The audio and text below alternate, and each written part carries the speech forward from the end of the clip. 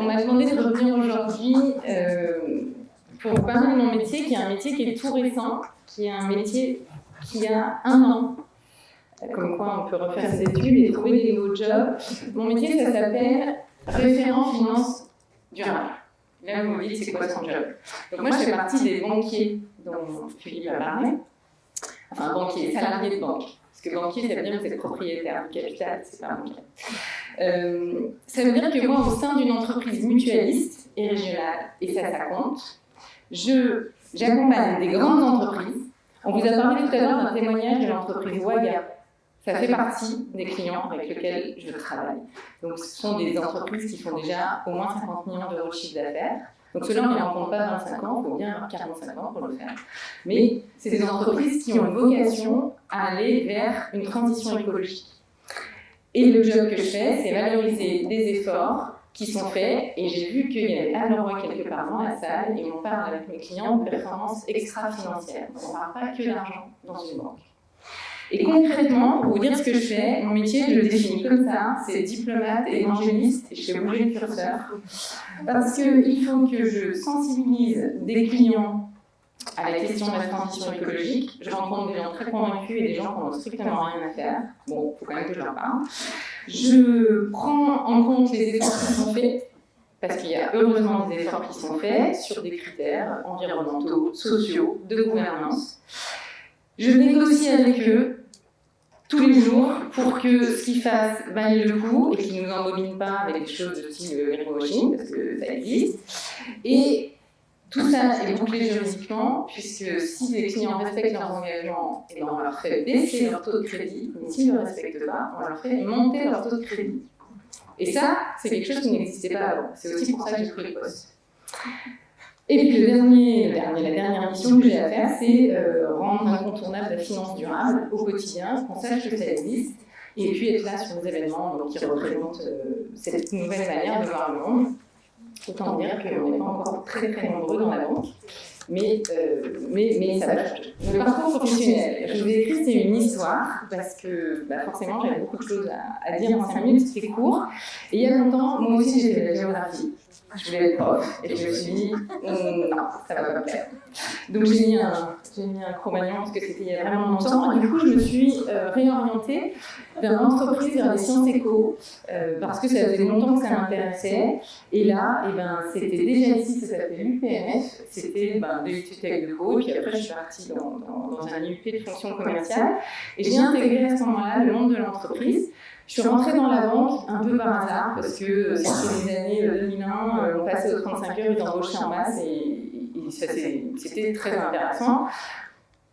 Mais finalement, je me suis dit, j'aimerais bien comprendre un peu plus le monde qui m'entoure, donc je vais retourner à la fac.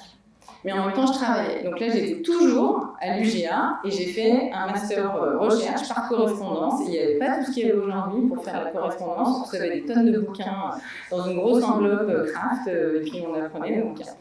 Voilà. Et là, c'était déjà un premier regard sur le monde économique qui était un peu plus approfondi.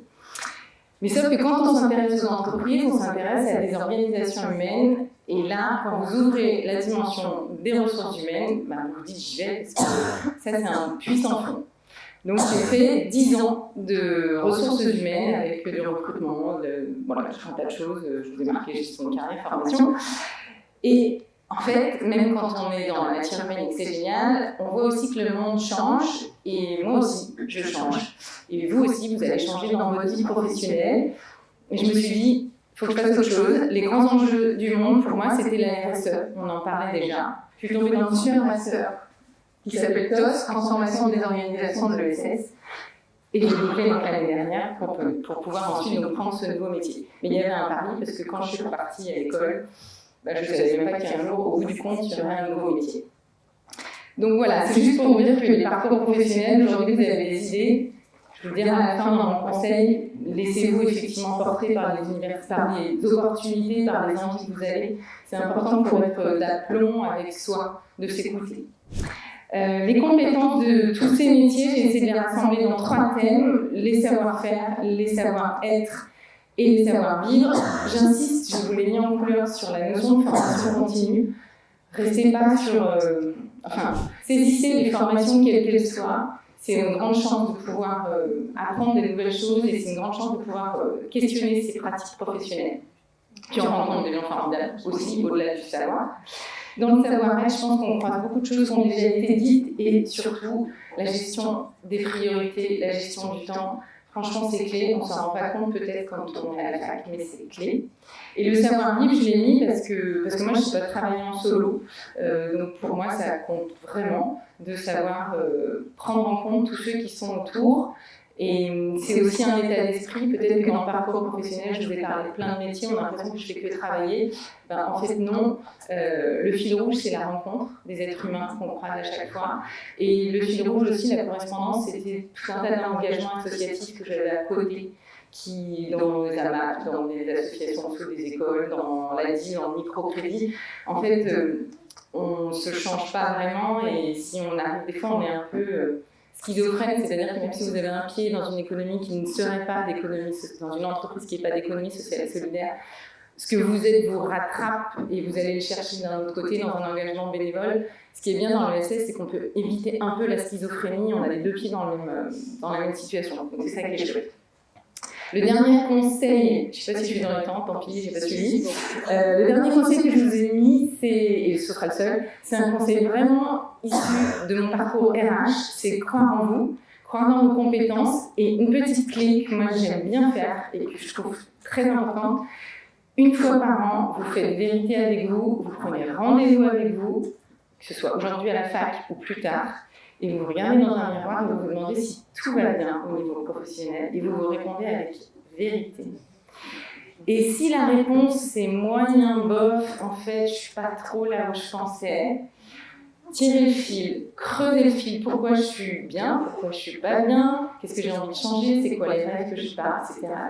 Faites-vous votre discours intérieur. Et ne vous bradez pas à aller plus loin, creuser, rencontrer des profs, aller sur des forums. Creusez dès que vous avez envie de changer, parce que si on ne le fait pas, après ça s'appelle l'ennui, plus loin la souffrance au travail, et ça finit toujours dans le bureau d'un RH, et c'est très compliqué à gérer. Voilà, je vous laisse.